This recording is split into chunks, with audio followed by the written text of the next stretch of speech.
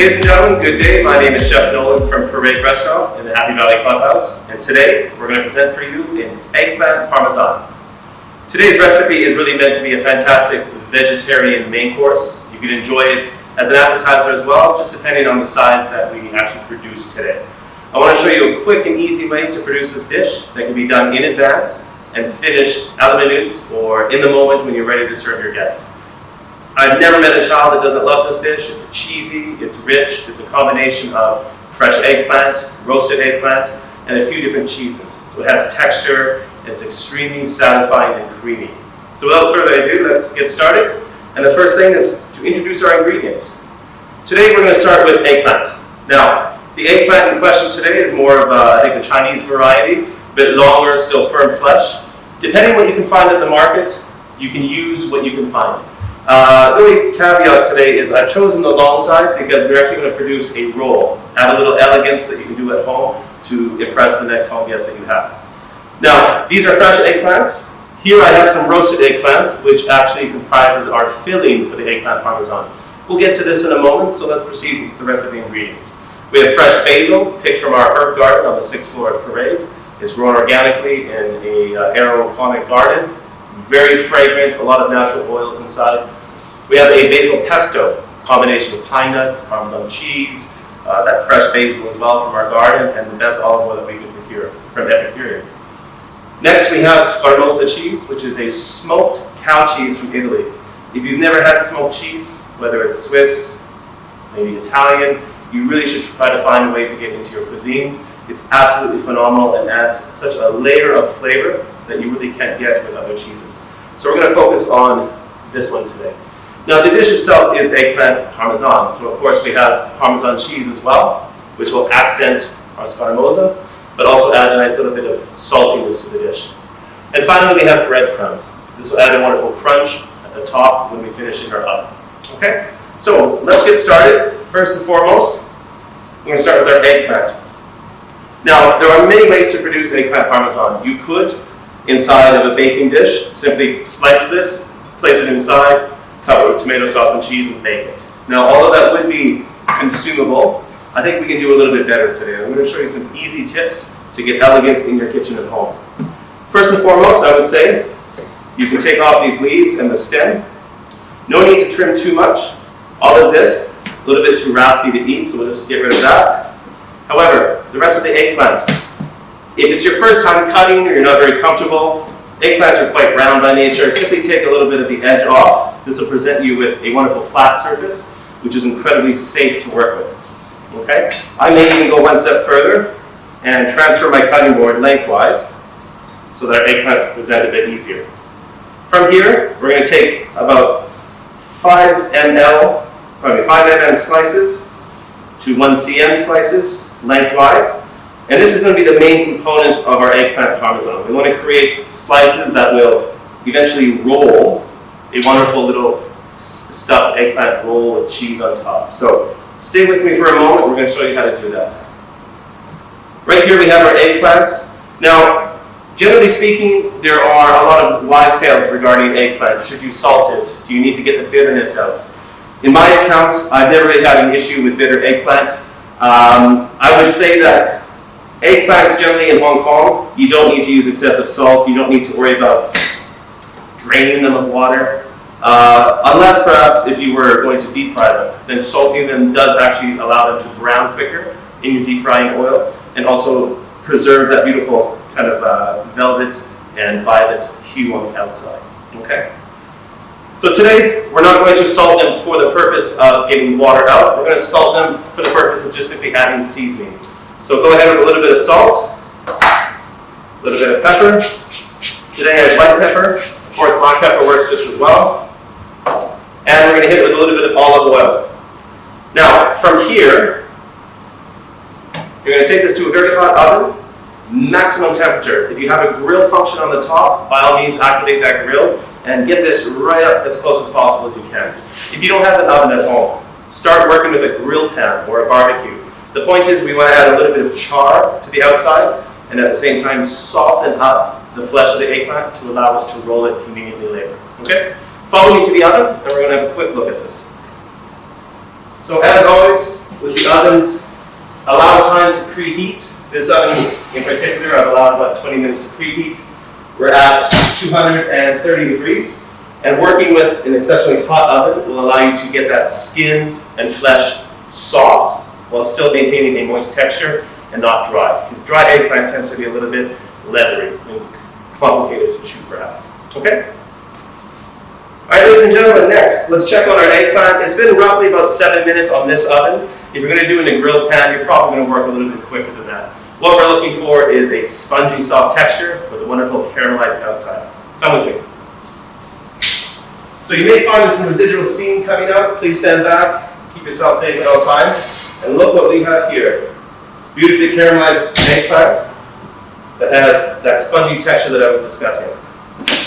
Now, before we work with this, you're going to want to allow it to cool slightly because the next step includes our scamorza cheese, and we don't want that melting as we're trying to roll. Okay? Moving forward, if you're comfortable to work on a surface directly, such as your countertop, I would recommend give yourself the freedom and space to move. You don't want to feel confined as you work with this, because the next step is taking our cooled eggplant. You put the caramelized side down. You slightly overlap each of your eggplants to create a little bit of a ribbon effect. And the beauty of this is next we're going to roll this with a stuffing. And this will be a little bit of an elegant version of eggplant parm. So next step, let's get rid of this here. On our cutting board, go ahead. Take your scamorza, and I would cut lengths about the same length as your eggplant itself. This is a dish for those cheese lovers in the audience, people who absolutely love to have an ooey, gooey, warm dish during the winter months perhaps.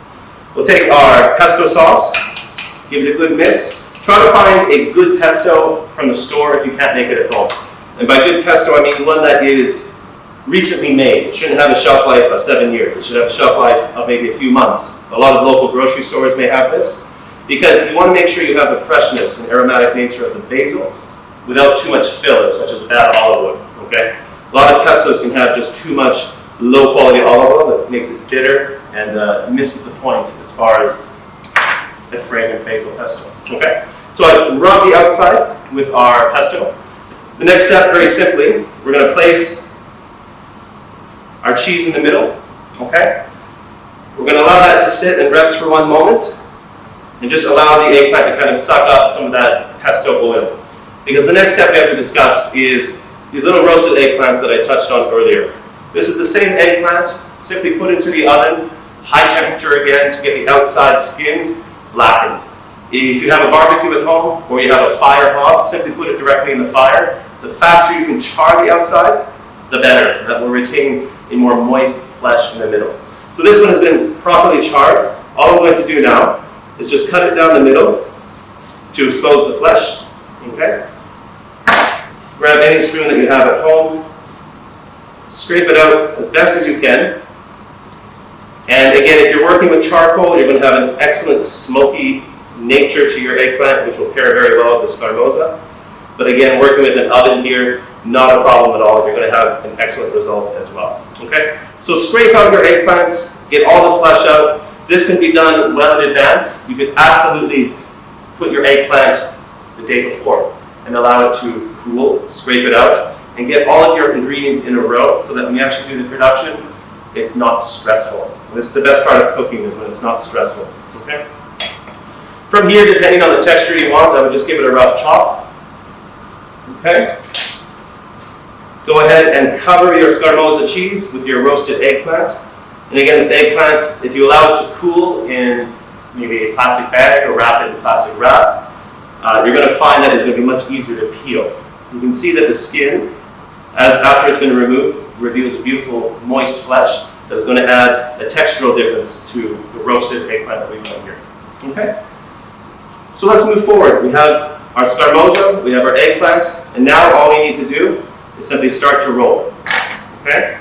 Roll right to the end and ensure that this seam is at the bottom of your eggplant. Okay? To finish, Go to your supermarket, find your favorite rustic Tuscan tomato sauce. I found one here that is quite chunky, which for me is a delicious component to an eggplant parmesan. A little bit of this on the bottom, and in a moment we're going to go to the oven. Okay? Eggplant roll on top. Beautiful size for a main course.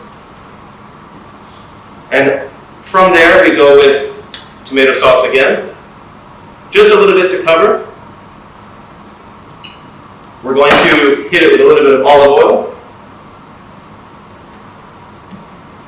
Nice dusting of salt. One more hit of pepper. And then we're going to go to the oven. We're going to roast this again at the highest temperature in your oven, say about 230, 250 if you can, with the convection setting this time, with the fan moving the air around your oven so you get even caramelization of this product. It should take about 10 minutes to get a warm temperature inside. You're going to notice the cheese will start to come out and bubble. At that point, guarantee that it is hot.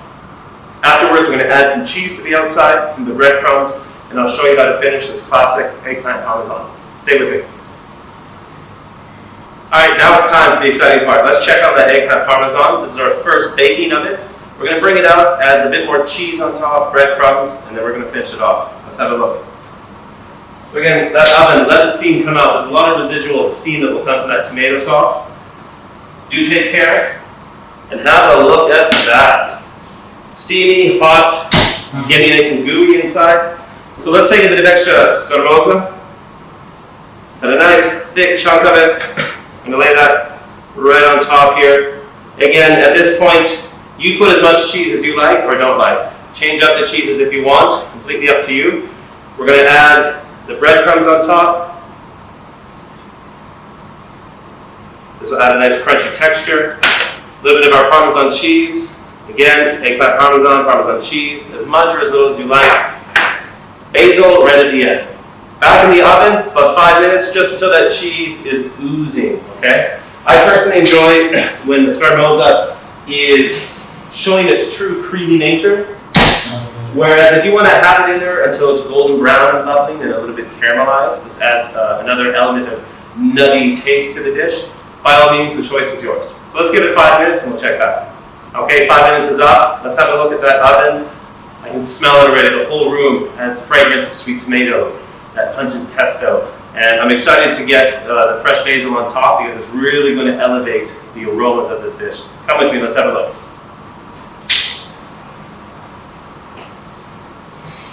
So at this point, our cheese is just starting to give, just starting to melt, right where I like it. To finish, it couldn't be simpler.